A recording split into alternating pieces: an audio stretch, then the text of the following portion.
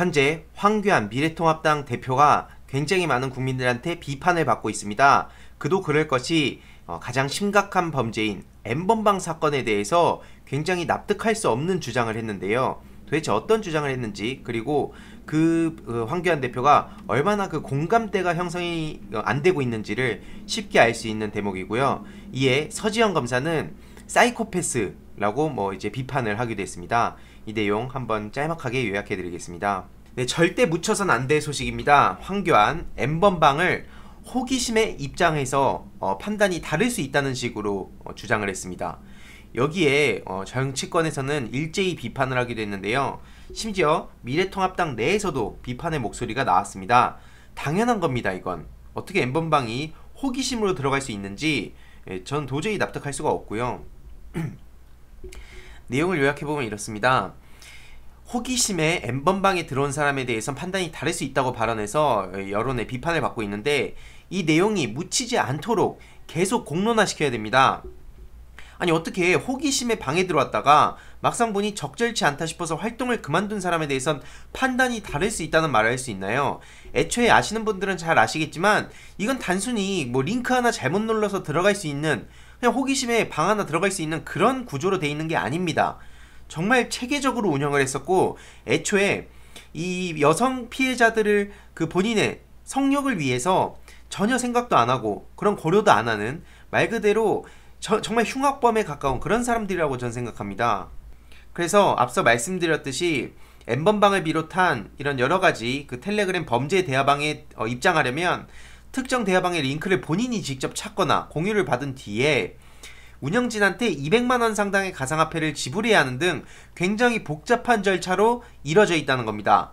이런 상황에서 무슨 단순 호기심으로 저런 방을 입장합니까? 황교안 대표는 지금 이 맥락을, 공감대를 전혀 형성할 수 없다는 걸, 일반 국민들과 공감대를 형성할 수 없다는 걸 쉽게 알 수 있는 거고요. 심지어 이게 일각에서는 일베 이 범죄 남성들을 뭔가 포섭하기 위한 그런 목소리가 아니냐는 비판도 따르고 있는 상황입니다.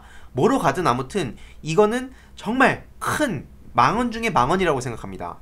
그래서 김종인 미래통합당 총괄선대위원장은 이 황교안 대표의 막말과 관련해서 N번방에 들어간 사람은 지고화를 막론하고 명단을 공개하고 일벌백계로 처리해야 한다는, 그게 당의 입장이라고 논란을 일축하려고 했는데 논란이 일축이 안 되죠. 당연히 저는 계속 이거에 대해서 잊혀지지 않도록 목소리를 낼 예정이고요. 비난 여론이 거세지자, 이게 중요하다고 봅니다. 이게 그러니까 한마디로 국민들이 비판을 막 하고 난리가 나니까 황교안 대표도 이게 아닌가 하는 마음으로 지금 어설픈 해명을 하고 있습니다. 이에 강훈식 수석 대변인, 더불어민주당 수석 대변인은 서면 브리핑을 통해 황교안 대표의 N번방 사건에 대한 몰지각한 호기심 발언이 국민들의 분노를 자아내고 있다고 강하게 비판했습니다. 당연합니다. 정말 정확하게 지적을 하고 있고요. N번방 가입을 단순한 호기심으로 치부하고 끔찍한 범죄 가해자에게 관용을 베풀고 싶은 게 아니라면 정말 이거는 아까 말씀드렸듯이 최소한의 공감대도 형성하지 못하는 겁니다. 국민들이 왜 분노하고 이게 왜 이렇게 논란이 되고 있는지를 전혀 모르는 거예요. 이런 사람이 어떻게 국민을 대표한 정치인으로서 당당하게 목소리를 낼 수 있겠습니까? 안 그렇습니까?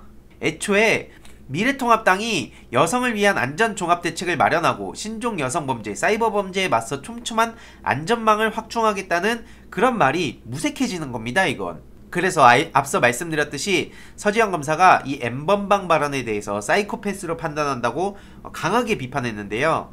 현재 법무부 양성평등정책 특별자문관을 맡고 있는 서지현 검사의 비판입니다.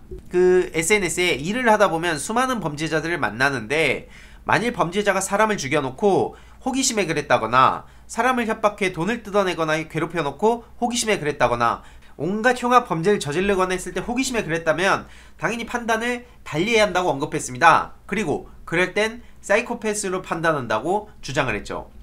그리고 그걸 심지어 놀이로 했다면 더더욱 사이코패스로 판단한다는 지적입니다. 그럼 어떻게 하냐? 영원한 사회적 격리가 필요하다고 판단할 수밖에 없다는 겁니다. 호기심으로 온갖 흉악 범죄를 저지르는 사람이 어떻게 일반적인 국민들하고 같이 소통을 할 수 있겠습니까? 심지어 더 나아가서 이거에 대해서 전혀 공감을 못하는 사람이 국민의 대표를 한다고 생각해 보십시오. 이거 정말 끔찍한 겁니다. 그래서 황교안 대표는 지금 엄청나게 많은 국민들한테 비판을 받고 있는 상황이고요. 이런 소식도 절대 묻혀선 안 된다고 생각합니다. N번방 사건에 대해서 이 황교안 대표가 어떤 생각을 가지고 있는지에 대해서 쉽게 알 수 있는 발언이었고요.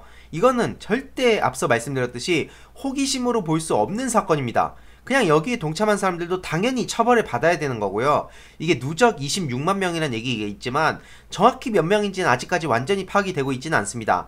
아무튼 제일 중요한 건 거기서 그 방에 들어가서 참여를 했던 그 텔레그램 N번방과 뭐 이 파생방에 들어갔던 그 모든 사람들은 범죄자나 마찬가지고 이들도 당연히 처벌을 받아야 되는 상황입니다. 그래서 이 황교안 대표의 호기심 발언은 절대 납득할 수 없고, 이런 소식들도 꾸준히 알려서 황교안 대표가 어떤 생각을 가지고 지금 정치인을 하려고 하는지에 대해서도 꾸준히 알릴 필요가 있다고 생각합니다. 이번 주제도 여기까지 하겠습니다. 주위에 널리 공유 부탁드리겠습니다.